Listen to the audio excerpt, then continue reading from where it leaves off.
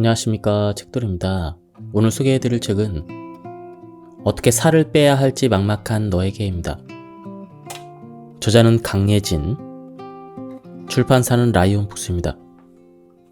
저자 소개를 간단하게 하겠습니다. 김예진 약사는 30kg을 다이어트로 뺐다고 합니다. 저자는 크게 다이어트를 세 가지로 구분하고 있는데요. 영양학적인 관점, 그리고 마음, 그리고 생활 습관을 들고 있습니다. 이 책에서는 저자의 다이어트에 대한 핵심적인 부분이 소개되어 있었습니다. 그럼 바로 본문을 보도록 하겠습니다. 쓰지도 못할 에너지원이 과도하게 많으면 어떤 에너지원이든 몸에 부담을 주고 원래 할 일을 방해한다. 독이 아니어도 많이 먹으면 일감이 늘어서 독으로 작용한다. 그러면 몸의 기능이 떨어지고 살은 찌고 피곤해지는 악순환이 된다. 할 수 있는 만큼의 일을 준다는 건 과도하게 일을 많이 시키지 않는 것이다. 즉, 소식이나 칼로리 제한, 그리고 수면과 관련이 있다. 우리 몸도 기계처럼 수명이 있다. 너무 많이 쓰면 낡게 된다. 낡으면 원래 역할을 제대로 하지 못한다. 몸 전체가 온전하게 작동하려면 간, 갑상선, 위장 등 각각의 장기들이 자기 역할을 잘 해야 하며 필요한 영양소들이 적절한 곳에 잘 쓰여야 한다.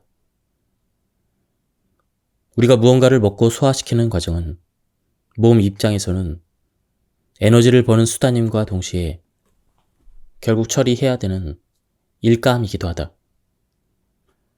앞서 성장기가 지나면 쓸 만큼의 에너지를 벌고 그만큼 사용하는 것이 몸에 이롭다고 했다. 왜 그런지 자세히 알아보도록 하자. 인슐린을 가장 적게 자극하는 주 에너지원은 지방이다. 저탄고지, 케토제닉, 당질 제한. 저인슐린식이 모두 당질을 제한하고 지방과 단백질을 충분히 먹는 다이어트법이다. 하지만 그렇다고 아무런 제한 없이 마구 먹어도 괜찮을까? 그렇지 않다. 우리 몸은 시스템이기 때문에 어느 한쪽이 과다해서 균형이 깨지면 전체 시스템에 오류가 생긴다. 과하면 모자라는 것보다 못하다는 뜻의 과유불급은 그런 의미에서 몸의 시스템을 잘 설명하는 단어이다. 당질이든 지방이든 우리는 에너지를 얻기 위해서 먹는다. 몸 안에서 다양한 에너지원들은 최종적으로 ATP라는 에너지 단위로 바뀐다. 따라서 에너지원이 완전히 대사된다는 것은 ATP까지 잘 바뀌는 것을 뜻한다. 그런데 다양한 이유로 이 과정이 완전히 끝나지 못하고 딴 길로 새면 불필요한 물질들이 생긴다. 대표적인 예가 앞서 소개한 당 독소이다. 이런 식으로 필요치 않은 노폐물이 많이 생기면 몸이 망가지고 다이어트 효율이 떨어진다. 한편 많이 먹으면 활성산소도 많이 생긴다. 앞서 활성산소는 정상적인 대사 과정에서도 만들어지는 대사 찌꺼기의 한 종류이며 이를 정화하는 항산화 시스템도 있다고 했다. 적당한 양만큼의 음식을 처리할 때는 처리할 수 있을 정도의 활성산소만 생긴다. 그러나 과식이나 폭식으로 활성산소가 지나치게 많이 만들어지면 항산화 시스템이 감당하지 못한다. 그렇게 생긴 활성산소가 몸을 손상시키면 염증과 노화 반응이 촉진되고 기능이 떨어진다.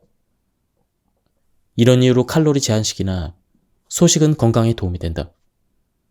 음식의 양이 줄면 안정적인 대사를 끝까지 마칠 수 있기 때문에 활성산소가 생기는 양이 줄어든다.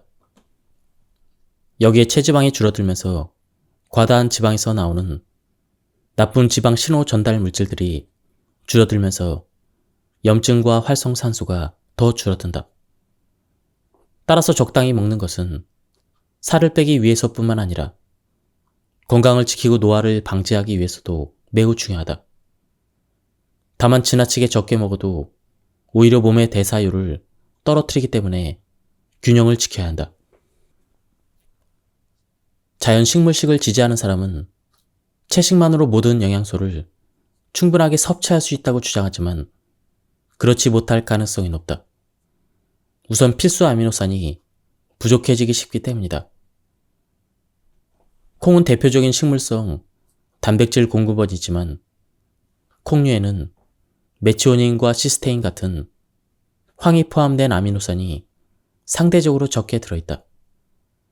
반면 동물성 단백질에는 필수 아미노산이 골고루 들어있다. 단백질 구조물이 제대로 만들어지기 위해서는 필요한 아미노산들이 모두 들어있어야 한다. 또한 철분과 아연 같은 미네랄이나 비타민 B12를 섭취하는데도 고기를 먹는 것이 더 유리하다. 채식만으로는 필수 영양소를 모두 섭취하기가 상대적으로 어렵기 때문에 무분별한 채식은 지양해야 한다. 놓치기 쉬운 점은 수분은 대사가 잘 되도록 하는 핵심 물질이라는 점이다. 그래서 기본적으로 수분 함량이 충분한 음식을 먹는 것이 좋다. 보통 자연 상태의 원재료들은 수분이 충분하게 들어있다. 가공하지 않은 자연 상태 그대로의 식재료는 식물뿐만 아니라 동물성 식재료도 약 70%가 물이어서 수분 함량이 높다.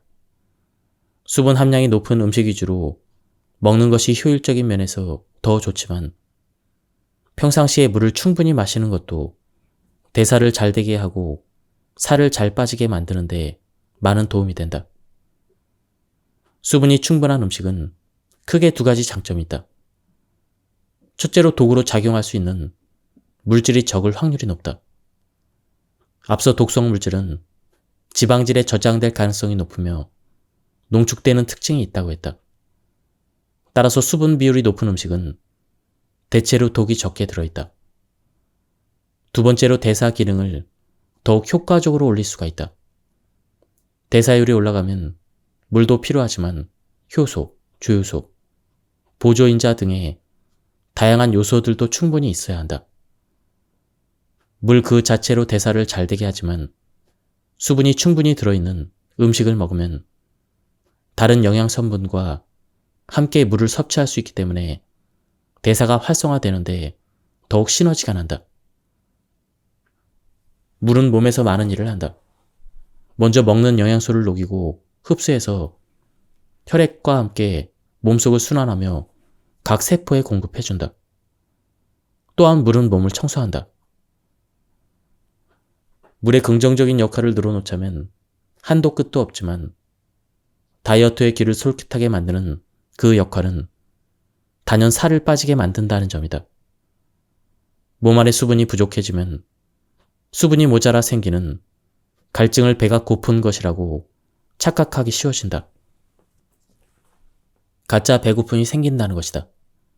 또 물을 마시면 대사율 자체가 올라간다. 여러 연구에 따르면 비만인 사람과 정상 체중인 사람 모두 500ml의 물을 마셨을 때 1시간 동안 평소보다 대사량이 30%가량 증가되었다고 한다. 따라서 체중을 감량할 때 물을 충분히 마시는 것은 의외의 필살기가 된다.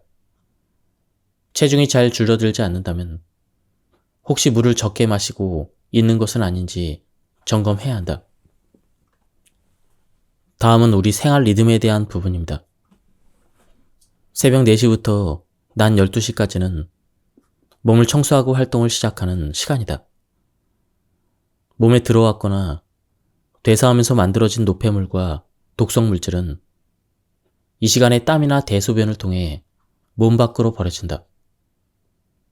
3대 주기 모두 중요하지만 살을 효율적으로 쉽게 잘 빼려면 배출 주기도 지켜줘야 한다. 청소 시간에는 청소를 잘하게 만들어야 한다. 따라서 낮 12시까지는 먹지 않는 게 가장 좋고 먹더라도 간단히 먹는 것이 좋다. 자연 식물식을 주장하는 사람은 이 시간에 과일이나 주스를 먹으라고 하는데 과일에는 식이섬유 말고도 과당이 포함되어 있으므로 굳이 먹는다면 당질이 적은 채소를 적게 먹는 게 낫다. 아침은 먹는 시간이 아니라 활동을 시작하는 시간이다. 아침 6시경이 되면 코티솔이 분비되어 혈당과 혈압을 올리고 9시쯤에는 테스토스테론이 활발히 분비되어 활동할 준비를 한다. 따라서 간헐적 단식을 할 때는 저녁보다 아침을 거르는 것이 매우 유리하다. 장점은 크게 3가지가 있다. 먼저 회식이나 약속 때문에 저녁을 거르는 것이 아침을 거르는 것보다는 더 실천하기 어렵기 때문이다. 아침 시간에는 배가 아무리 고프더라도 시간을 흘려보내기가 쉽다. 둘째, 몸의 리듬 면에서 더 유리하다. 아침에 공복을 유지하면 모틸린 호르몬 분비가 촉진되어 장이 운동을 하면서 노폐물을 청소하고 대변 활동이 원활해지기 때문이다. 이때 장 운동이 촉진되는 건 소화를 위해서라기보다는 청소를 위한 것이다. 마지막으로 효과적으로 살을 빼려면 혈당을 낮게 유지되는 시간을 확보해야 되는데 아침에는 잠자는 동안 먹지 못했기 때문에 이미 혈당과 혈중 인슐린 농도가 상당히 낮아져 있다. 이때 공복을 유지하면 자연스럽게 꺼내 쓰기 모드가 작동되어 체지방이 연소된다. 따라서 청소 시간에는 되도록 먹지 않거나 청소를 방해하지 않게 소화기관이나 호르몬을 최대한 적게 자극하는 음식을 간단히 먹도록 하자. 난 12시부터 저녁 8시까지는 식사하기 가장 좋은 시간이다. 소화하고 흡수하는 기능은 이 시간에 가장 효율이 좋다. 새벽 4시부터 정오까지 청소 시간의 노폐물과 독소가 제대로 배출된 뒤에 먹어야 영양분이 더 잘 흡수된다. 몸에 부담을 줄 수 있는 음식을 먹는다면 이 시간에 먹는 게 낫다. 소화하고 흡수하는 기능이 좋은 시간이기 때문에 그나마 몸에 부담이 적다. 조금 더 세밀하게 들어가면 먹는 시간의 가장 자리 기간인 낮 12시나 저녁 8시쯤 먹는 것보다는 활발하게 움직이는 중간 시간대에 먹는 것이 유리하다. 저녁 8시에서 새벽 4시는 먹는 족족 살로 가는 시간이다. 특히 이 시간에는 에너지와 영양분을 전달하고 필요한 물질을 만드는 시간이다. 특히 콜레스테롤 합성 등 지방질과 관련된 대사가 활발하게 일어난다. 각종 호르몬들도 만들어지게 되는데 특히 지방질과 친한 성 호르몬이 활발하게 만들어진다. 종합하면 몸에 필요한 물질들을 잘 만들고 충분히 회복하려면 밤늦게 먹지 말고 잘 자야 한다. 밤에 먹으면 휴식과 수면으로 회복되어야 될 시간에 소화라는 야근을 하게 된다. 물론 몸도 우리처럼 야근을 싫어한다. 밤 10시 이후에는 몸을 절전 모드로 전환하고 쉬어주자. 앞서 살펴봤듯 인슐린 농도가 높으면 성장 호르몬이 잘 작동하지 않는다.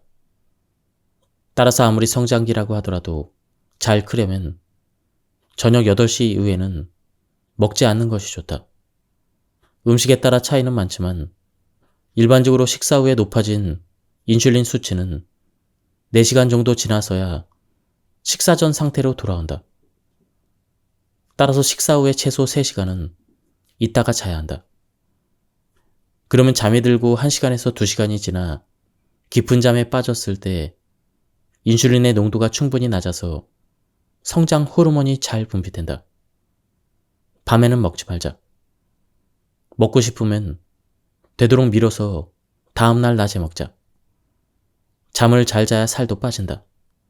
충분히 잘 자면 몸이 잘 회복되고 스트레스 호르몬인 코티솔이 과하게 분비되지 않는다.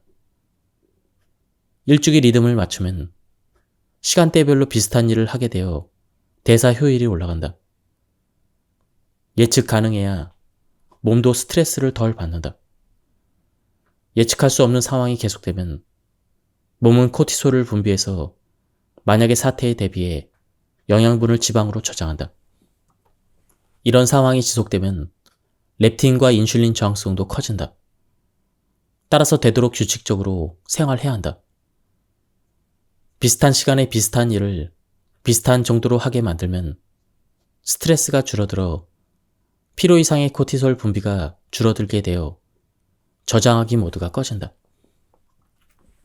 다음은 운동에 대한 부분입니다. 과도하게 운동하면 코티솔이 분비되고 저장하기 모드가 켜져 체중 감량 효율이 떨어지고 건강이 나빠진다. 건강하게 지방 유지로 살을 빼고 근손실을 최소화하는 운동 전략을 소개한다. 첫 번째, 열정을 태우지 마라. 몸을 잘 돌아가게 하기 위해 엄청난 운동을 해야 할까? 그렇지 않다. 운동선수를 할 게 아니라 평소에 지방을 태우고 해독하고 싶다면 설렁설렁 자주 움직이면 된다. 뇌 영상 연구를 비롯한 여러 연구 결과에서 하루 대부분을 가만히 있으면 작정하고 운동하는 시간이 있더라도 건강에 나쁘다고 밝혀졌기 때문이다. 따라서 몸의 기능을 바르게 작동시켜 살을 잘 빼고 건강해지려면 각 잡고 하는 운동을 늘릴 것이 아니라 평소에 자주 움직여야 한다. 그럼 얼마나 자주 움직여야 할까? 연구 결과에 따르면 정적인 생활을 하는 경우 20분에서 30분마다 일어나서 움직이는 것을 목표로 삼아야 한다. 두 번째, 힘든 운동은 굵고 짧게 가끔씩 하자. 근력 운동을 할 때는 운동 강도나 횟수를 최대한 비슷하게 유지한다. 다르게 말하면 운동을 하지 않는 시간을 충분히 가진다는 뜻과 같다.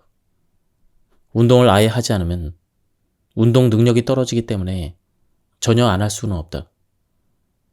그렇다고 너무 자주 운동을 하면 몸이 익숙해져서 운동 강도나 횟수를 올려야 한다.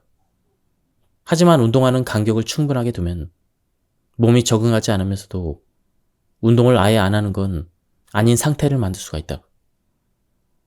때문에 운동 능력이나 근육량을 지키면서 동시에 시간과 에너지를 아낄 수가 있다. 그래서 근력 운동은 일주일에 한 번에서 두 번, 그리고 시간은 15분 정도. 이전과 비슷한 정도로만 하면 충분하다. 더 자주 운동하고 싶다면 중저 강도로 운동하고 평소에 더 의식적으로 움직이는 것을 추천한다. 또한 3주 정도마다 전체적인 운동 강도를 줄이는 회복 훈련 주간을 가지는 것이 좋다. 주기적으로 완급을 조절하라는 뜻이다. 이런 방식으로 운동하면 전반적인 운동 기량이 올라가지 않아도 잘 유지할 수가 있고 시간과 에너지 효율적으로 체지방 위주의 살을 뺄 수가 있다. 유산소 운동을 할 때도 적당한 시간 동안 적당한 강도로만 해야 한다. 수많은 연구를 종합하면 1시간 이내로 최대 운동 강도의 40에서 60% 수준으로 유산소 운동을 하면 좋다. 이 강도는 최대 심박수의 60에서 70% 정도, 즉 약간 숨이 가쁘지만 대화는 가능한 정도의 운동 강도와 같다. 60% 이상의 강도로 1시간 이상 유산소 운동을 하면 면역이 떨어지는 등 건강을 해치고 오히려 따로 하는 운동 없이 간헐적 단식을 할 때보다 근손실이 심해질 수가 있다. 다음은 본격적으로 살을 빼는 습관에 대한 부분입니다. 단도직입적으로 말해서 일반식으로도 다이어트를 할 수가 있다. 그것도 생각보다 쉽게 할 수가 있다. 바로 1, 2, 3 식단을 지키면 된다. 1, 2, 3 식단 중 가장 중요한 게 1, 2, 3 식단의 1에 해당하는 탄수화물의 양이다. 저탄수화물 식이를 하겠다고 탄수화물을 아예 안 먹은 사람은 알 것이다.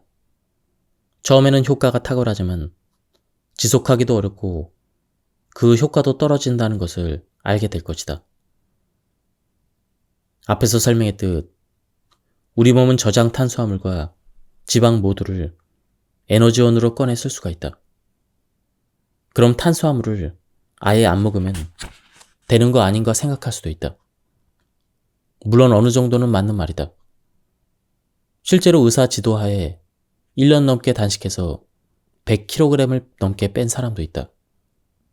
하지만 그렇게 관리받는 경우가 아니라면 지방을 꺼내 쓰는 케토시스 상태와 포도당을 사용하는 상태, 그 경계에서 줄타기를 했을 때 가장 살 빼기에 유리하다.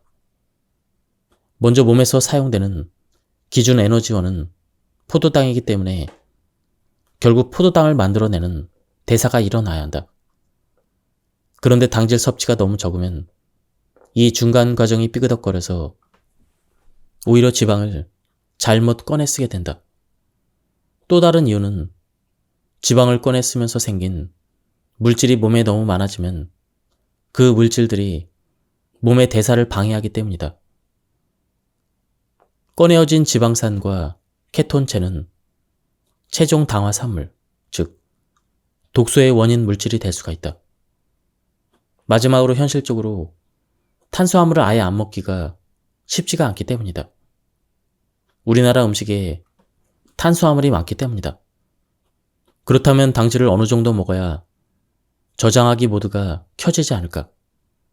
결론부터 말하자면 지방을 에너지로 꺼내 쓰게 만들면서도 케토시스가 지나치게 일어나지 않게 하는 당질의 양은 50에서 100g 정도이다. 탄수화물은 곡류와 채소, 과일류, 그리고 유제품으로 공급하는데 그중 상당한 양이 곡류로 섭취되는 게 일반적이다. 여기에 속하는 대표적인 음식으로 밥, 빵, 면, 떡 등 곡물로 된 음식과 감자, 고구마처럼 녹말이 풍부한 채소, 그리고 과일을 포함한다. 답부터 말하면 곡류 기준으로 1회 분량만큼 먹으면 당질을 약 50에서 100g 이내로 먹을 수가 있다. 예를 들어 밥 한 공기 200g은 약 60g의 당질이 포함되어 있고 빵 2쪽에서 3쪽, 시리얼 90g 등으로 바꿔서 식단을 짤 수가 있다. 탄수화물 섭취량이 너무 적으면 오히려 장기적으로 대사율을 떨어뜨릴 수 있으므로 당질 50에서 100g, 약 1회 섭취량만큼의 탄수화물을 일종의 필수 탄수화물의 양이라고 생각하면 편하다. 살을 빼려면 탄수화물의 종류보다 양을 지키는 게 중요하다. 그러나 섬유질은 충분히 먹어주자. 소화력이 떨어지는 게 아니라면 소위 말하는 풀떼기 잎채소는 먹고 싶은 만큼 먹어도 된다. 섬유질은 탄수화물에 속하기는 하지만 우리 몸에서 거의 흡수되지 않는다. 우리가 초식동물이 아니라는 증거 중 하나이다. 초식동물은 섬유질을 분해하는 효소를 통해 에너지원으로 사용할 수가 있다. 식이섬유 하루 권장량은 20에서 25g이며 상한 섭취량은 없다. 이 권장량이 어느 정도냐면 양배추 큰 것 반통, 큰 배 2개, 사과 3개에서 4개, 고구마 큰 것 3개, 오트밀 1kg을 먹어야 권장량을 채울 수가 있다. 주의해야 될 점은 과일과 채소가 다르다는 것이다. 단맛이 나면 무조건 먹는 양을 조절해야 한다. 과일에는 과당이 많고 생각보다 섬유질이 적다. 식이섬유가 많은 대표 과일인 배 같은 경우도 큰 것 하나에 10g, 중간 크기의 사과에 6g이 들어있다. 그리고 바나나 큰 것에는 4g 정도의 섬유소가 들어있다. 과일로 식이섬유 권장량을 채우려 했다가는 저장하기 모드가 켜진다. 따라서 섬유질을 채울 목적으로는 과일보다는 잎채소나 미역이나 김을 먹어라. 정리하자면 당질 종류에 상관없이 하루에 한 끼 분량을 먹으면 저장하기 모드를 확실하게 끌 수가 있다. 바로 실전에 응용해보자. 예를 들면 점심때 밥 반 공기를 먹은 사람은 하루 동안의 과자 0.5회 분량 정도를 더 먹더라도 저장하기 모드가 켜지지 않아서 다이어트가 된다. 다음은 1, 2, 3 식단의 두 번째인 단백질입니다. 살 빠지는 원리에서 단백질도 탄수화물만큼은 아니지만 인슐린 분비를 자극할 수가 있다. 따라서 저장하기 모드를 끄기 위해서는 단백질의 양도 고려해야 한다. 여러 연구 결과들을 종합했을 때 단백질 권장 섭취량은 대략 1kg당 1g 정도이며 체중 1kg당 약 2g까지의 단백질은 케토시스를 깨트리지 않는다. 정리하면 체중 1kg당 1에서 2g의 단백질을 먹으면 된다는 것이다. 만약 60kg의 성인이라면 순수 단백질로 60에서 120g까지 섭취하면 된다는 것이다. 동물성 단백질은 실제 먹는 무게를 4로 나눈 값이 순 단백질량이라고 보면 된다. 소고기나 돼지고기, 양고기, 물고기, 새우 등이 동물성 단백질 음식이라고 보면 된다. 즉 240g의 고기를 먹으면 약 60g의 순 단백질량을 섭취하게 된다. 더 쉽게는 동물성 단백질은 하루 동안 음식점 기준으로 2인분 정도까지만 먹으면 된다. 식물성 단백질인 콩 단백질은 계산이 조금 다르다. 노란 콩은 가장 흔한 콩이며 주로 두부, 식용유, 두유를 만들 때 사용된다. 검은 콩은 밥에 넣거나 검은 콩 두유로 먹는다. 노란 콩과 검은 콩은 직접 콩으로 먹으면 무게를 2.5만큼 나눈 무게만큼, 다른 콩들은 5로 나눈 값이 순 단백질량이다. 그러면 꽤 좋은 거 아닌가 싶겠지만 꼭 그렇지도 않다. 노란 콩과 검은 콩에는 여성 호르몬과 닮은 이소플라본이 많이 들어있다. 다이어트는 몸의 기능을 정상화해서 표준 범위의 체중으로 만드는 것이 목표인데 굳이 성 호르몬과 닮은 외부 물질을 많이 먹을 필요가 없다. 심지어 여성 호르몬은 저장하기 모드의 호르몬이다. 거기다 단백질의 품질도 그닥 좋지 않다.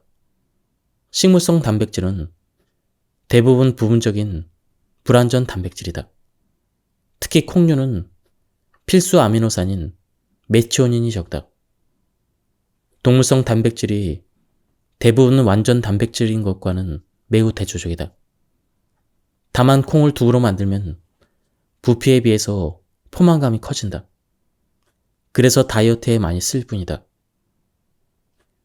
두부 무게를 15로 나눈 값이 대략적인 순 단백질량이다. 1, 2, 3 식단의 3은 오메가3 지방산을 말한다. 일명 저탄고지, 케토시스 식단에서는 일부러 추가로 포화 지방을 섭취한다. 하지만 보건의료인이자 다이어트로 30kg을 빼본 사람으로서 말하자면 굳이 포화 지방을 추가로 먹을 필요까지는 없다. 저탄고지 케토시스 식단에서 추가로 지방을 섭취하는 이유는 케톤체를 더 잘 만들어내기 위함이다. 오메가3 지방산을 2g에서 4g 정도 먹어주는 것이 좋다. 오메가3 지방산은 몸에서 염증을 줄이고 기름과 친한 독성 물질의 배출을 돕는다. 기름 얼룩을 지우기 위해서는 드라이 클리닝을 해야 한다. 마찬가지로 몸에 쌓인 독성 물질이 물보다는 기름과 친하다면 기름으로 닦아내야 한다. 또한 지방질과 단백질이 대부분인 뇌의 기능을 올리기 위해서도 이것은 필요하다. 요리할 때는 올리브유를 쓰고 오메가3는 영양제로 먹거나 들기름과 참기름을 섞어 먹어야 한다. 다른 식용유는 굳이 쓰지 않아야 한다.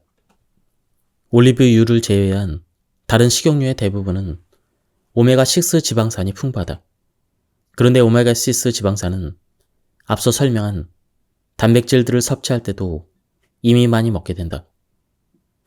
오메가6는 필수 지방산이긴 하지만 몸에 너무 많으면 피를 굳게 만들고 염증 반응을 일으킨다. 1, 2, 3 식단을 최종 정리하면 하루 동안 1인분의 탄수화물, 2분까지의 단백질, 오메가3 지방산을 먹으면 되는 것이다. 처음부터 이 식단을 칼같이 적용할 필요는 없다. 최종 목적지로 두고 지금의 식단에서 점차 적응시켜 나가면 된다. 탄수화물의 양을 줄이면 단백질과 지방을 더 충분히 먹고, 반대로 탄수화물 양을 늘린다면 단백질과 지방은 줄이면 되는 것이다. 후천적으로 소식자가 되는 법. 요즘은 소식자가 유행이다. 과하게 먹는 방송. 먹방이 지나치게 유행했던 시기를 지나 적게 먹자는 움직임이 생긴 것이다. 과식하는 것보다는 소식을 하는 편이 당연히 체중 감량에 도움이 된다. 후천적으로 소식자가 되는 방법은 두 가지가 있다. 하나는 계속 적게 먹는 것이다. 하지만 우리는 조금씩 자주 먹는 것보다는 꽤 많은 양을 먹게 되고 일정 시간 동안 먹지 않는 방식으로 인류 역사 대부분을 날씬하게 살았다. 거기다 간의 기별도 안 가게 먹었다가는 먹었다는 느낌도 잘 안 든다. 거기다 몸의 대사면에서도 좋지 않다. 그 이유는 정상 범위의 인슐린 수치도 인슐린의 저항성을 유도할 수 있기 때문이다. 따라서 매번 소식하기보다는 적당량을 제한된 시간 범위에서 먹는 것, 즉 간헐적으로 단식을 하는 것이 다이어트 효율 면에서도 실천 가능성 면에서도 더 유리하다. 간헐적 단식이 몸에 익숙해지면 먹는 양이 전체적으로 줄어든다. 인슐린 저항성이 개선되어 제 기능을 하게 되기 때문이다. 애를 써서 계속 적게 먹지 말고 주기적으로 단식을 하면서 자연스럽게 소식자가 되자. 먹을 땐 잘 먹고 안 먹을 때는 확실하게 먹지 말자. 그런데 처음부터 무턱대고 바로 단식 시간을 무리하게 길게 잡았다가는 몸과 마음의 항상성 때문에 식욕이 미쳐 날뛸 것이다. 시간을 충분히 가지고 단식 시간을 천천히 늘릴 것을 추천한다. 다음은 쉬운 난이도부터 어려운 난이도 순으로 단식 계획을 세우는 예시다. 스텝 1. 16대 8시간 간헐적 단식. 스텝 2. 일주일에 한 번 1일 1식. 스텝 3. 일주일에 2번 1일 1식. 스텝 4. 일주일에 연속 이틀 단식. 스텝 5. 분기별로 한 번 3일 단식. 당신이 다이어트를 한다면 최소한 스텝 1을 지키자. 매일 근무를 하더라도 근무 시간과 퇴근 시간이 확실하다면 그나마 할만하다. 스텝 2는 일주일에 한 번 1일 1식을 하여 24시간 단식을 하는 것이다.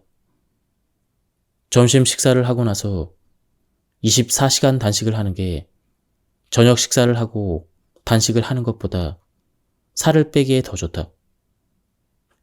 약속 잡힐 일이 가장 적은 월요일이나 일주일의 중간쯤인 수요일을 추천한다.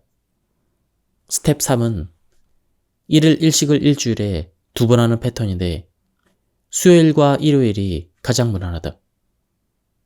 스텝 4와 5는 이전 스텝들을 쉽게 해내고 식욕 조절이 잘 되는 경우에만 도전해야 한다.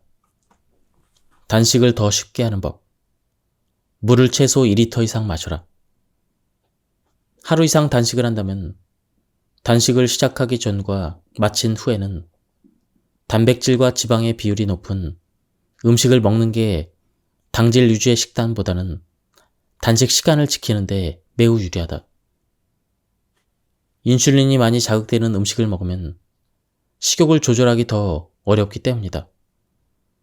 단식을 마치고 식사를 시작할 때는 급하게 먹지 않고, 그리고 단식 시간이 이틀 정도로 길었다면 밥 반 공기 정도의 국밥을 먹거나 고깃국에 채소를 끓여서 먹는 것이 몸에 부담을 적게 주면서 영양을 섭취하기 좋다.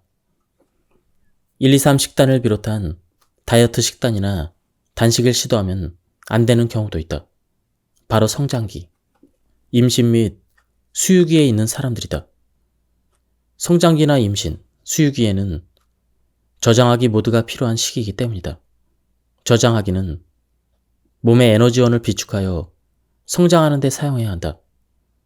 임신 수유기에는 생명을 만들고 영양을 공급할 에너지원과 재료가 필요하기 때문에 저장하기 모두가 작동돼야 한다. 병이 있는 환자도 식단과 단식에 대해서 의료인과 상의해야 하며, 특히 식이 조절 장애를 진단받은 경우는 그것부터 치료해야 한다. 또 여성의 경우 탄수화물 양을 제한하는 것이 남성보다 더 어려울 수가 있다. 기본적으로 여성이 남성보다 저장하기 모두가 더 강하게 작동하기 때문이다. 이는 성 호르몬 차이인데, 여성 호르몬 에스트로겐은 저장하기 모두 호르몬에 속하며 꺼내쓰기 모두 호르몬인 남성 호르몬 테스토스테론과 차이가 크게 있다.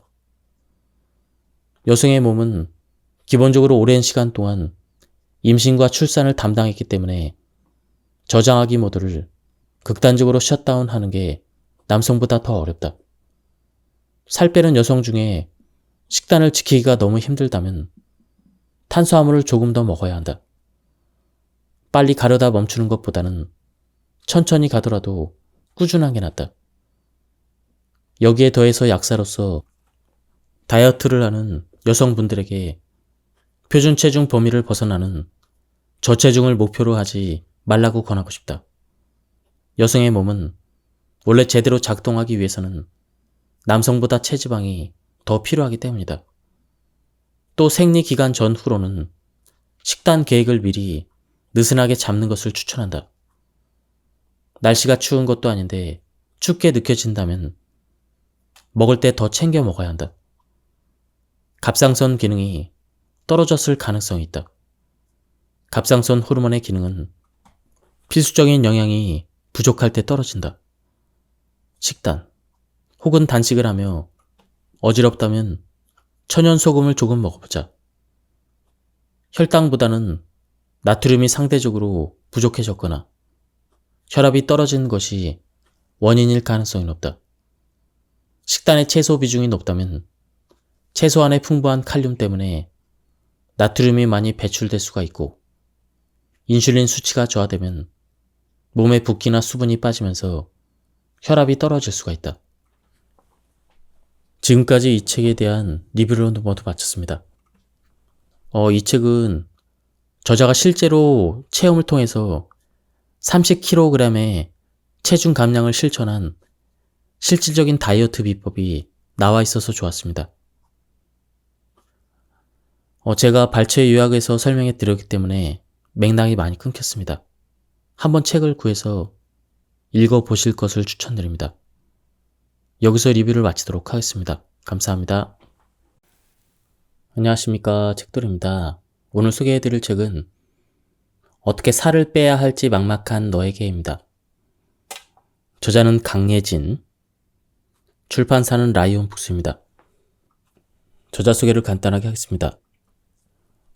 김예진 약사는 30kg을 다이어트로 뺐다고 합니다.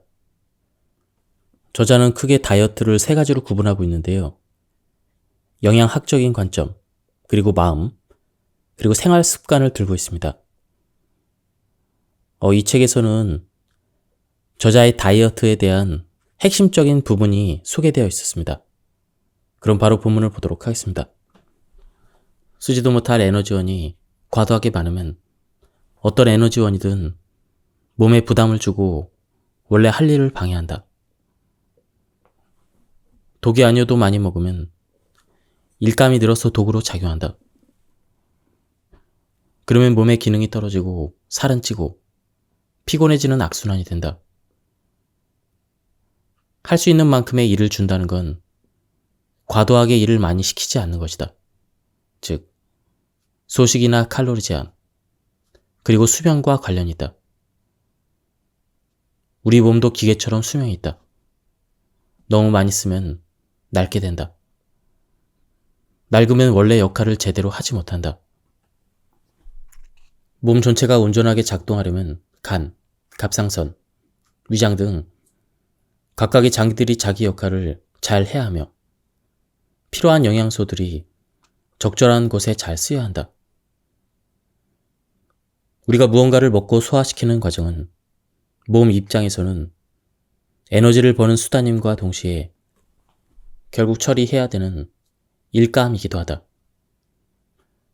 앞서 성장기가 지나면 쓸 만큼의 에너지를 벌고 그만큼 사용하는 것이 몸에 이롭다고 했다. 왜 그런지 자세히 알아보도록 하자. 인슐린을 가장 적게 자극하는 주 에너지원은 지방이다. 저탄고지, 케토제닉, 당질 제한. 저인슐린식이 모두 당질을 제한하고 지방과 단백질을 충분히 먹는 다이어트법이다. 하지만 그렇다고 아무런 제한 없이 마구 먹어도 괜찮을까? 그렇지 않다. 우리 몸은 시스템이기 때문에 어느 한쪽이 과다해서 균형이 깨지면 전체 시스템에 오류가 생긴다. 과하면 모자라는 것보다 못하다는 뜻의 과유불급은 그런 의미에서 몸의 시스템을 잘 설명하는 단어이다. 당질이든 지방이든 우리는 에너지를 얻기 위해서 먹는다. 몸 안에서 다양한 에너지원들은 최종적으로 ATP라는 에너지 단위로 바뀐다. 따라서 에너지원이 완전히 대사된다는 것은 ATP까지 잘 바뀌는 것을 뜻한다. 그런데 다양한 이유로 이 과정이 완전히 끝나지 못하고 딴 길로 새면 불필요한 물질들이 생긴다. 대표적인 예가 앞서 소개한 당 독소이다. 이런 식으로 필요치 않은 노폐물이 많이 생기면 몸이 망가지고 다이어트 효율이 떨어진다. 한편 많이 먹으면 활성산소도 많이 생긴다. 앞서 활성산소는 정상적인 대사 과정에서도 만들어지는 대사 찌꺼기의 한 종류이며 이를 정화하는 항산화 시스템도 있다고 했다. 적당한 양만큼의 음식을 처리할 때는 처리할 수 있을 정도의 활성산소만 생긴다. 그러나 과식이나 폭식으로 활성산소가 지나치게 많이 만들어지면 항산화 시스템이 감당하지 못한다. 그렇게 생긴 활성산소가 몸을 손상시키면 염증과 노화 반응이 촉진되고 기능이 떨어진다. 이런 이유로 칼로리 제한식이나 소식은 건강에 도움이 된다.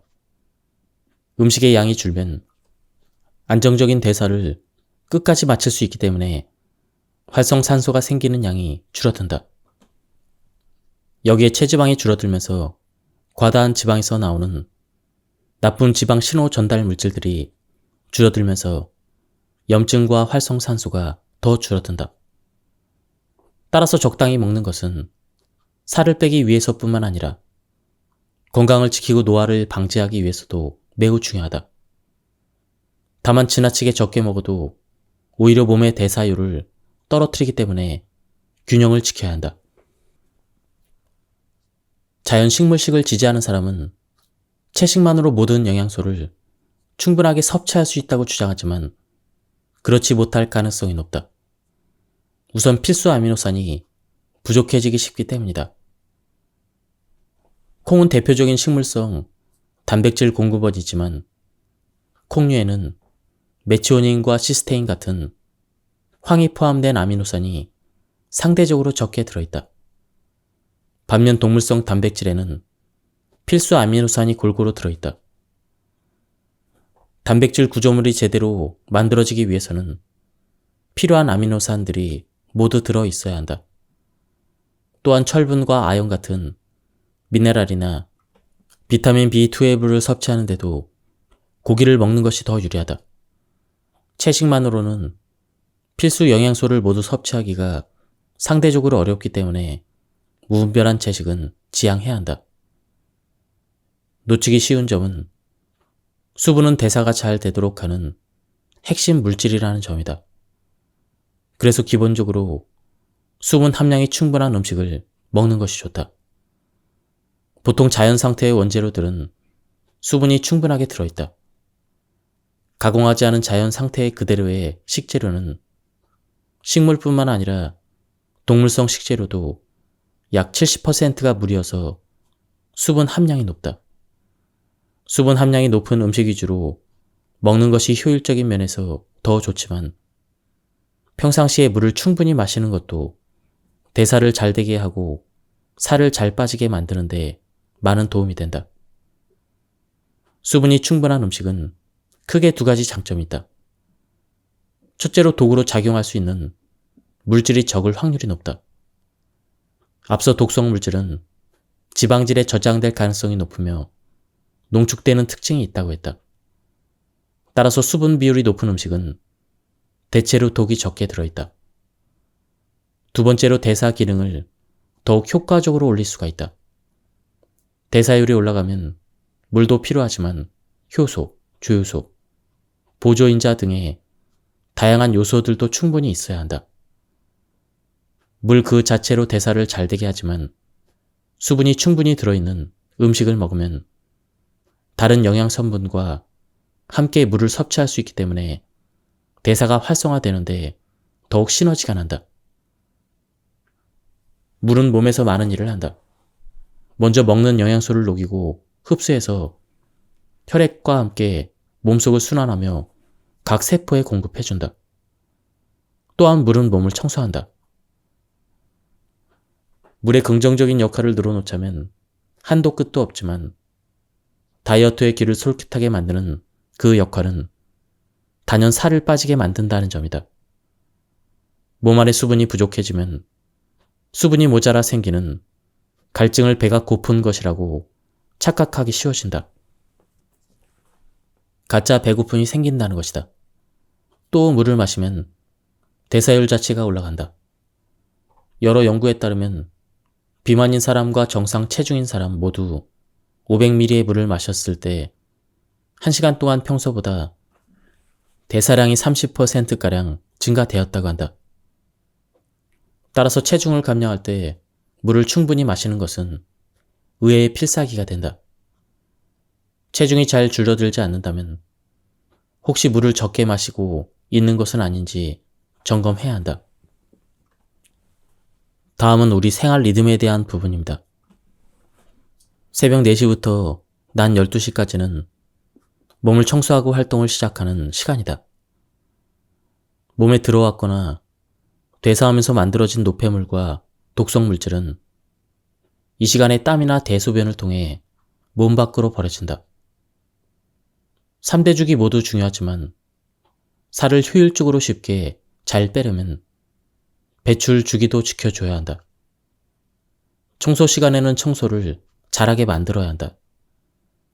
따라서 낮 12시까지는 먹지 않는 게 가장 좋고 먹더라도 간단히 먹는 것이 좋다. 자연 식물식을 주장하는 사람은 이 시간에 과일이나 주스를 먹으라고 하는데 과일에는 식이섬유 말고도 과당이 포함되어 있으므로 굳이 먹는다면 당질이 적은 채소를 적게 먹는 게 낫다. 아침은 먹는 시간이 아니라 활동을 시작하는 시간이다. 아침 6시경이 되면 코티솔이 분비되어 혈당과 혈압을 올리고 9시쯤에는 테스토스테론이 활발히 분비되어 활동할 준비를 한다. 따라서 간헐적 단식을 할 때는 저녁보다 아침을 거르는 것이 매우 유리하다. 장점은 크게 3가지가 있다. 먼저 회식이나 약속 때문에 저녁을 거르는 것이 아침을 거르는 것보다는 더 실천하기 어렵기 때문이다. 아침 시간에는 배가 아무리 고프더라도 시간을 흘려보내기가 쉽다. 둘째, 몸의 리듬 면에서 더 유리하다. 아침에 공복을 유지하면 모틸린 호르몬 분비가 촉진되어 장이 운동을 하면서 노폐물을 청소하고 대변 활동이 원활해지기 때문이다. 이때 장 운동이 촉진되는 건 소화를 위해서라기보다는 청소를 위한 것이다. 마지막으로 효과적으로 살을 빼려면 혈당을 낮게 유지되는 시간을 확보해야 되는데 아침에는 잠자는 동안 먹지 못했기 때문에 이미 혈당과 혈중 인슐린 농도가 상당히 낮아져 있다. 이때 공복을 유지하면 자연스럽게 꺼내 쓰기 모드가 작동되어 체지방이 연소된다. 따라서 청소 시간에는 되도록 먹지 않거나 청소를 방해하지 않게 소화기관이나 호르몬을 최대한 적게 자극하는 음식을 간단히 먹도록 하자. 난 12시부터 저녁 8시까지는 식사하기 가장 좋은 시간이다. 소화하고 흡수하는 기능은 이 시간에 가장 효율이 좋다. 새벽 4시부터 정오까지 청소 시간에 노폐물과 독소가 제대로 배출된 뒤에 먹어야 영양분이 더 잘 흡수된다. 몸에 부담을 줄 수 있는 음식을 먹는다면 이 시간에 먹는 게 낫다. 소화하고 흡수하는 기능이 좋은 시간이기 때문에 그나마 몸에 부담이 적다. 조금 더 세밀하게 들어가면 먹는 시간의 가장 자리 기간인 낮 12시나 저녁 8시쯤 먹는 것보다는 활발하게 움직이는 중간 시간대에 먹는 것이 유리하다. 저녁 8시에서 새벽 4시는 먹는 족족 살로 가는 시간이다. 특히 이 시간에는 에너지와 영양분을 전달하고 필요한 물질을 만드는 시간이다. 특히 콜레스테롤 합성 등 지방질과 관련된 대사가 활발하게 일어난다. 각종 호르몬들도 만들어지게 되는데 특히 지방질과 친한 성호르몬이 활발하게 만들어진다. 종합하면 몸에 필요한 물질들을 잘 만들고 충분히 회복하려면 밤늦게 먹지 말고 잘 자야 한다. 밤에 먹으면 휴식과 수면으로 회복되어야 될 시간에 소화라는 야근을 하게 된다. 물론 몸도 우리처럼 야근을 싫어한다. 밤 10시 이후에는 몸을 절전 모드로 전환하고 쉬어주자. 앞서 살펴봤듯 인슐린 농도가 높으면 성장 호르몬이 잘 작동하지 않는다. 따라서 아무리 성장기라고 하더라도 잘 크려면 저녁 8시 이후에는 먹지 않는 것이 좋다. 음식에 따라 차이는 많지만 일반적으로 식사 후에 높아진 인슐린 수치는 4시간 정도 지나서야 식사 전 상태로 돌아온다. 따라서 식사 후에 최소 3시간은 있다가 자야 한다. 그러면 잠이 들고 1시간에서 2시간이 지나 깊은 잠에 빠졌을 때 인슐린의 농도가 충분히 낮아서 성장 호르몬이 잘 분비된다. 밤에는 먹지 말자. 먹고 싶으면 되도록 미뤄서 다음날 낮에 먹자. 잠을 잘 자야 살도 빠진다. 충분히 잘 자면 몸이 잘 회복되고 스트레스 호르몬인 코티솔이 과하게 분비되지 않는다. 일주기 리듬을 맞추면 시간대별로 비슷한 일을 하게 되어 대사 효율이 올라간다. 예측 가능해야 몸도 스트레스를 덜 받는다. 예측할 수 없는 상황이 계속되면 몸은 코티솔을 분비해서 만약의 사태에 대비해 영양분을 지방으로 저장한다. 이런 상황이 지속되면 렙틴과 인슐린 저항성도 커진다. 따라서 되도록 규칙적으로 생활해야 한다. 비슷한 시간에 비슷한 일을 비슷한 정도로 하게 만들면 스트레스가 줄어들어 필요 이상의 코티솔 분비가 줄어들게 되어 저장하기 모드가 꺼진다. 다음은 운동에 대한 부분입니다. 과도하게 운동하면 코티솔이 분비되고 저장하기 모드가 켜져 체중 감량 효율이 떨어지고 건강이 나빠진다. 건강하게 지방 유지로 살을 빼고 근손실을 최소화하는 운동 전략을 소개한다. 첫 번째, 열정을 태우지 마라. 몸을 잘 돌아가게 하기 위해 엄청난 운동을 해야 할까? 그렇지 않다. 운동선수를 할 게 아니라 평소에 지방을 태우고 해독하고 싶다면 설렁설렁 자주 움직이면 된다. 뇌 영상 연구를 비롯한 여러 연구 결과에서 하루 대부분을 가만히 있으면 작정하고 운동하는 시간이 있더라도 건강에 나쁘다고 밝혀졌기 때문이다.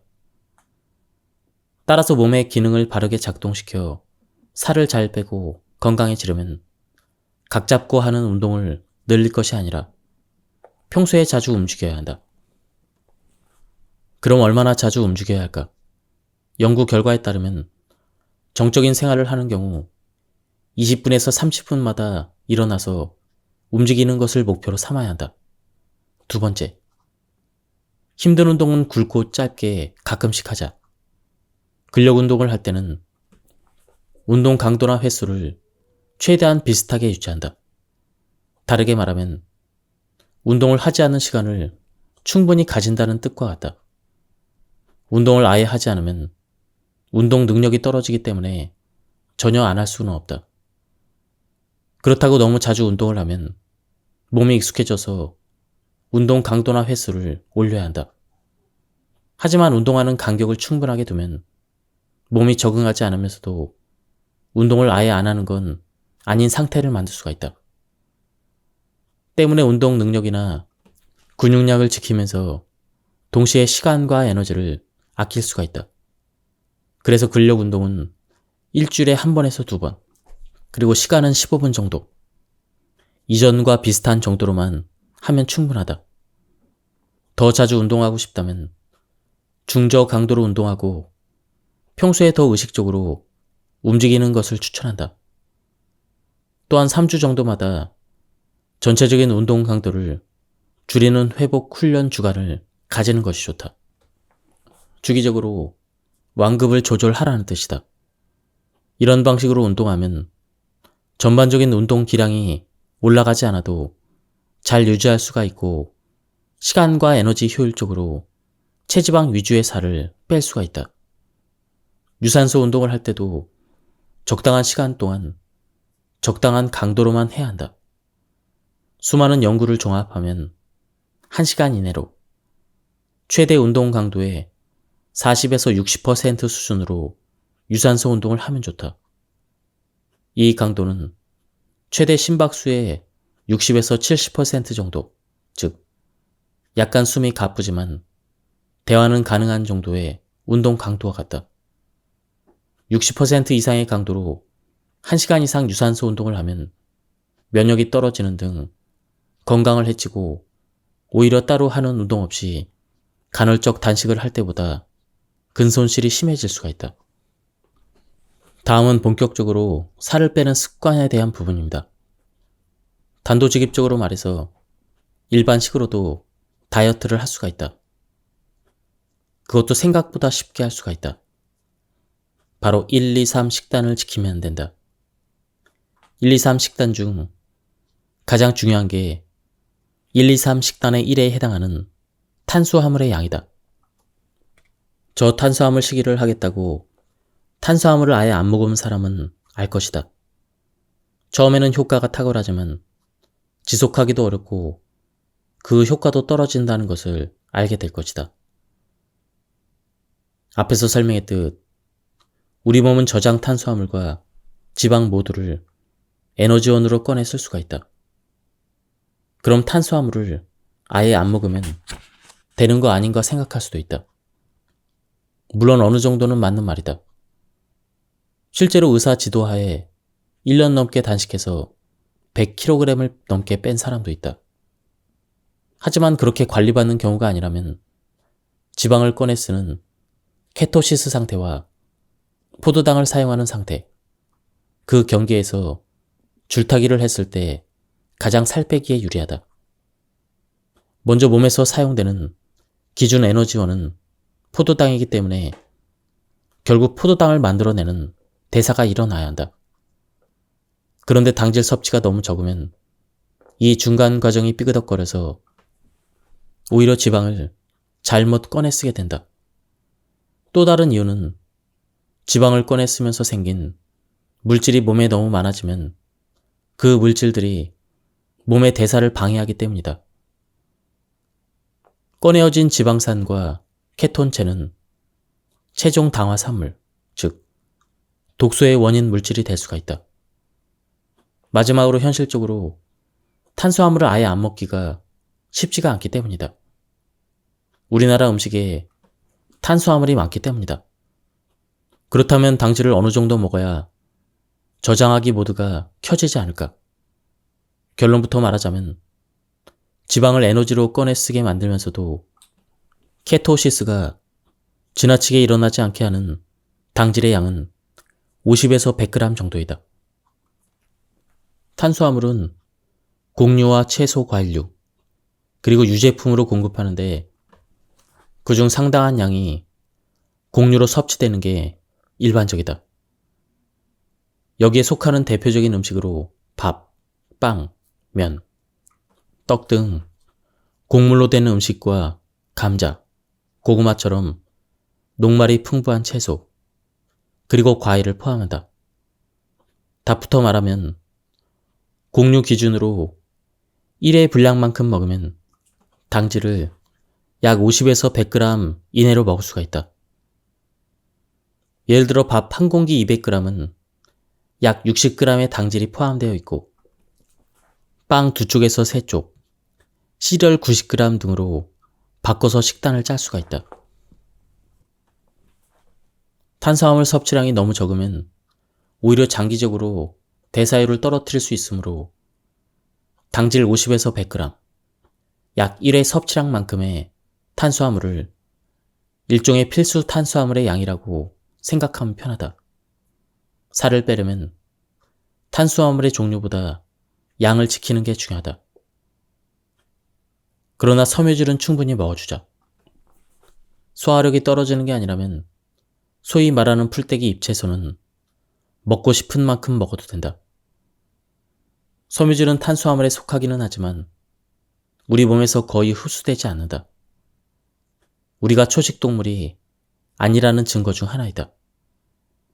초식동물은 섬유질을 분해하는 효소를 통해 에너지원으로 사용할 수가 있다.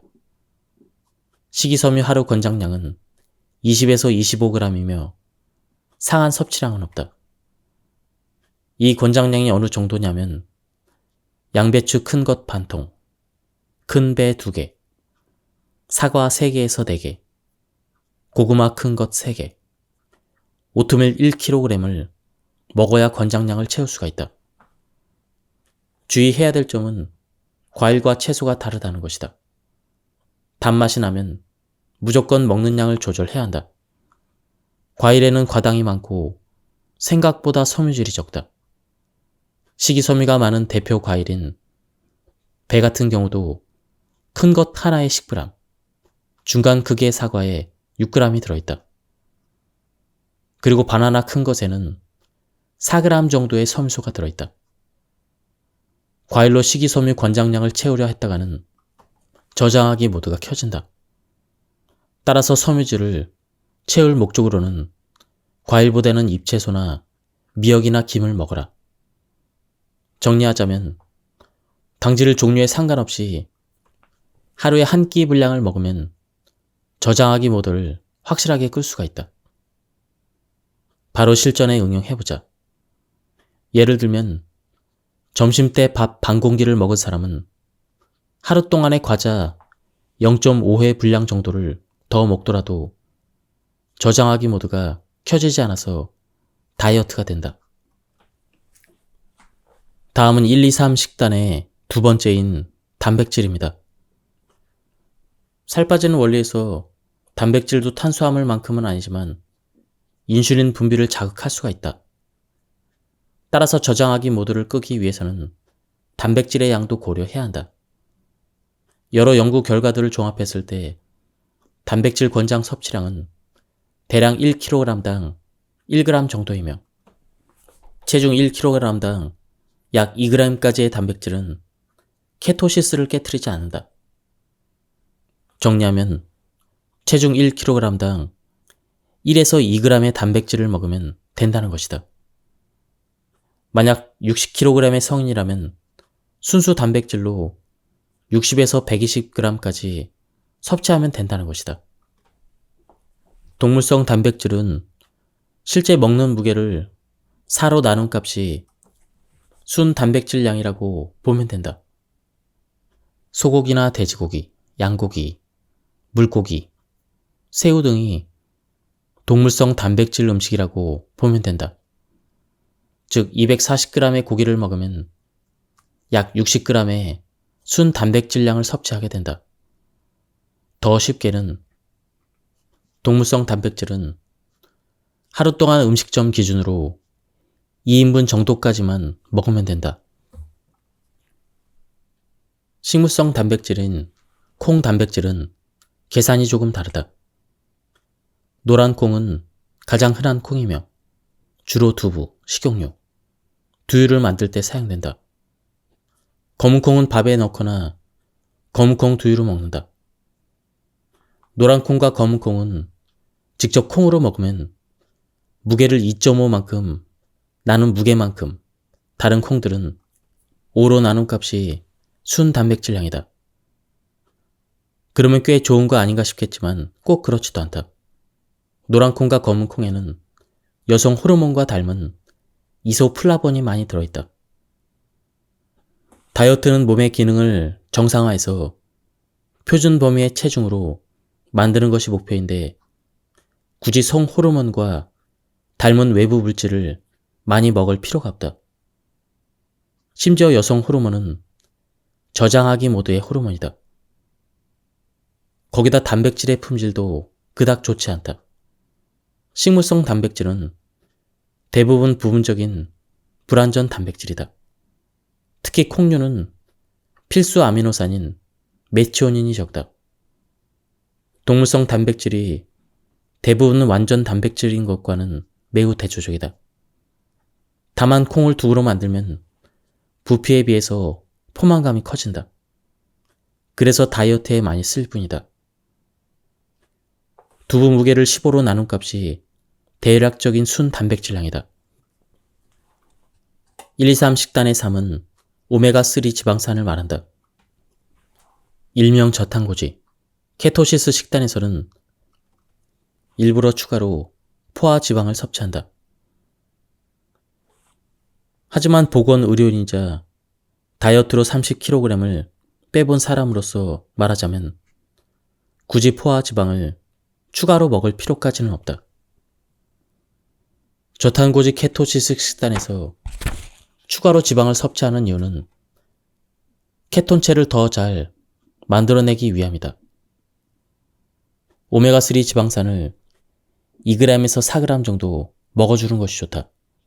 오메가3 지방산은 몸에서 염증을 줄이고 기름과 친한 독성 물질의 배출을 돕는다. 기름 얼룩을 지우기 위해서는 드라이 클리닝을 해야 한다. 마찬가지로 몸에 쌓인 독성 물질이 물보다는 기름과 친하다면 기름으로 닦아내야 한다. 또한 지방질과 단백질이 대부분인 뇌의 기능을 올리기 위해서도 이것은 필요하다. 요리할 때는 올리브유를 쓰고 오메가3는 영양제로 먹거나 들기름과 참기름을 섞어 먹어야 한다. 다른 식용유는 굳이 쓰지 않아야 한다. 올리브유를 제외한 다른 식용유의 대부분은 오메가6 지방산이 풍부하다. 그런데 오메가6 지방산은 앞서 설명한 단백질들을 섭취할 때도 이미 많이 먹게 된다. 오메가6는 필수 지방산이긴 하지만 몸에 너무 많으면 피를 굳게 만들고 염증 반응을 일으킨다. 1, 2, 3 식단을 최종 정리하면 하루 동안 1인분의 탄수화물, 2분까지의 단백질, 오메가3 지방산을 먹으면 되는 것이다. 처음부터 이 식단을 칼같이 적용할 필요는 없다. 최종 목적지로 두고 지금의 식단에서 점차 적응시켜 나가면 된다. 탄수화물의 양을 줄이면 단백질과 지방을 더 충분히 먹고 반대로 탄수화물 양을 늘린다면 단백질과 지방은 줄이면 되는 것이다. 후천적으로 소식자가 되는 법. 요즘은 소식자가 유행이다. 과하게 먹는 방송. 먹방이 지나치게 유행했던 시기를 지나 적게 먹자는 움직임이 생긴 것이다. 과식하는 것보다는 소식을 하는 편이 당연히 체중 감량에 도움이 된다. 후천적으로 소식자가 되는 방법은 두 가지가 있다. 하나는 계속 적게 먹는 것이다. 하지만 우리는 조금씩 자주 먹는 것보다는 꽤 많은 양을 먹게 되고 일정 시간 동안 먹지 않는 방식으로 인류 역사 대부분을 날씬하게 살았다. 거기다 간의 기별도 안 가게 먹었다가는 먹었다는 느낌도 잘 안 든다. 거기다 몸의 대사면에서도 좋지 않다. 그 이유는 정상 범위의 인슐린 수치도 인슐린의 저항성을 유도할 수 있기 때문이다. 따라서 매번 소식하기보다는 적당량을 제한된 시간 범위에서 먹는 것, 즉 간헐적으로 단식을 하는 것이 다이어트 효율 면에서도 실천 가능성 면에서도 더 유리하다. 간헐적 단식이 몸에 익숙해지면 먹는 양이 전체적으로 줄어든다. 인슐린 저항성이 개선되어 제 기능을 하게 되기 때문이다. 애를 써서 계속 적게 먹지 말고 주기적으로 단식을 하면서 자연스럽게 소식자가 되자. 먹을 땐 잘 먹고 안 먹을 때는 확실하게 먹지 말자. 그런데 처음부터 무턱대고 바로 단식 시간을 무리하게 길게 잡았다가는 몸과 마음의 항상성 때문에 식욕이 미쳐 날뛸 것이다. 시간을 충분히 가지고 단식 시간을 천천히 늘릴 것을 추천한다. 다음은 쉬운 난이도부터 어려운 난이도 순으로 단식 계획을 세우는 예시다. 스텝 1. 16대 8 시간 간헐적 단식. 스텝 2. 일주일에 한 번 1일 1식. 스텝 3. 일주일에 2번 1일 1식. 스텝 4. 일주일에 연속 이틀 단식. 스텝 5. 분기별로 한 번 3일 단식. 당신이 다이어트를 한다면 최소한 스텝 1을 지키자. 매일 근무를 하더라도 근무 시간과 퇴근 시간이 확실하다면 그나마 할만하다. 스텝 2는 일주일에 한 번 1일 1식을 하여 24시간 단식을 하는 것이다. 점심 식사를 하고 나서 24시간 단식을 하는 게 저녁 식사를 하고 단식을 하는 것보다 살을 빼기에 더 좋다. 약속 잡힐 일이 가장 적은 월요일이나 일주일의 중간쯤인 수요일을 추천한다. 스텝 3은 1일 1식을 일주일에 2번 하는 패턴인데 수요일과 일요일이 가장 무난하다. 스텝 4와 5는 이전 스텝들을 쉽게 해내고 식욕 조절이 잘 되는 경우에만 도전해야 한다. 단식을 더 쉽게 하는 법. 물을 최소 2리터 이상 마셔라. 하루 이상 단식을 한다면 단식을 시작하기 전과 마친 후에는 단백질과 지방의 비율이 높은 음식을 먹는 게 당질 유지의 식단보다는 단식 시간을 지키는데 매우 유리하다. 인슐린이 많이 자극되는 음식을 먹으면 식욕을 조절하기 더 어렵기 때문이다. 단식을 마치고 식사를 시작할 때는 급하게 먹지 않고 그리고 단식 시간이 이틀 정도로 길었다면 밥 반 공기 정도의 국밥을 먹거나 고깃국에 채소를 끓여서 먹는 것이 몸에 부담을 적게 주면서 영양을 섭취하기 좋다. 1, 2, 3 식단을 비롯한 다이어트 식단이나 단식을 시도하면 안 되는 경우도 있다.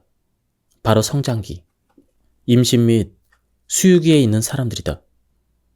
성장기나 임신, 수유기에는 저장하기 모두가 필요한 시기이기 때문이다. 저장하기는 몸의 에너지원을 비축하여 성장하는 데 사용해야 한다.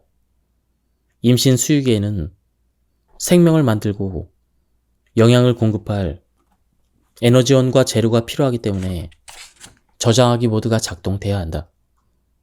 병이 있는 환자도 식단과 단식에 대해서 의료인과 상의해야 하며 특히 식이 조절 장애를 진단받은 경우는 그것부터 치료해야 한다. 또 여성의 경우 탄수화물 양을 제한하는 것이 남성보다 더 어려울 수가 있다. 기본적으로 여성이 남성보다 저장하기 모두가 더 강하게 작동하기 때문이다. 이는 성 호르몬 차이인데 여성 호르몬 에스트로겐은 저장하기 모드 호르몬에 속하며 꺼내쓰기 모드 호르몬인 남성 호르몬 테스토스테론과 차이가 크게 있다. 여성의 몸은 기본적으로 오랜 시간 동안 임신과 출산을 담당했기 때문에 저장하기 모드를 극단적으로 셧다운하는 게 남성보다 더 어렵다. 살 빼는 여성 중에 식단을 지키기가 너무 힘들다면 탄수화물을 조금 더 먹어야 한다. 빨리 가려다 멈추는 것보다는 천천히 가더라도 꾸준한 게 낫다. 여기에 더해서 약사로서 다이어트를 하는 여성분들에게 표준 체중 범위를 벗어나는 저체중을 목표로 하지 말라고 권하고 싶다. 여성의 몸은 원래 제대로 작동하기 위해서는 남성보다 체지방이 더 필요하기 때문이다. 또 생리 기간 전후로는 식단 계획을 미리 느슨하게 잡는 것을 추천한다. 날씨가 추운 것도 아닌데 춥게 느껴진다면 먹을 때 더 챙겨 먹어야 한다. 갑상선 기능이 떨어졌을 가능성이 있다. 갑상선 호르몬의 기능은 필수적인 영양이 부족할 때 떨어진다. 식단 혹은 단식을 하며 어지럽다면 천연 소금을 조금 먹어보자. 혈당보다는 나트륨이 상대적으로 부족해졌거나 혈압이 떨어진 것이 원인일 가능성이 높다. 식단의 채소 비중이 높다면 채소 안에 풍부한 칼륨 때문에 나트륨이 많이 배출될 수가 있고 인슐린 수치가 저하되면 몸에 붓기나 수분이 빠지면서 혈압이 떨어질 수가 있다. 지금까지 이 책에 대한 리뷰를 모두 마쳤습니다. 이 책은 저자가 실제로 체험을 통해서 30kg의 체중 감량을 실천한 실질적인 다이어트 비법이 나와 있어서 좋았습니다. 제가 발췌 요약에서 설명해 드렸기 때문에 맥락이 많이 끊겼습니다. 한번 책을 구해서 읽어보실 것을 추천드립니다. 여기서 리뷰를 마치도록 하겠습니다. 감사합니다.